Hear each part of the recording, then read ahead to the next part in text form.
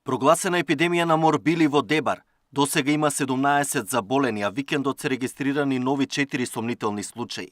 Мали сипаници добили и двајца здравствени работници. Епидемиолозите се сомневаат дека вирусот во овој град бил увезен од Албанија.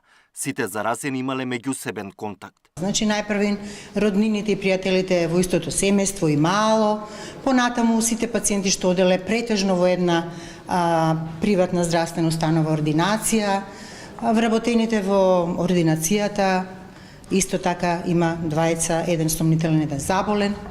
Се ширела. Ова е едно капково заболување кое што се шири преку секретите што се исфрлат преку дишните патишта, како и другите респираторни заболувања, и секој кој што е во непосредна околина може да заболи ако не е заштитен, ако е невакциниран, ако е осетлив на ова заболување. Повеќето од заболените се над 30 години и не биле целосно вакцинирани, а има и такви кои ги имале примено и двете дози на МРП вакцината. Кај овие заболени, доколку и настане болест, тоа е краткотраен осип, исип, 2-3 дена, со лесна, многу лесна клиничка слика, па тие ги рачунаме, ги сметаме како митигирани или благи форми на заболување. Од Институтот за јавно здравје велат дека се превземаат мерки за да се спречи ширење на епидемијата. Се проверуваат вакциналните картони и со кого се контактирале заболените лица.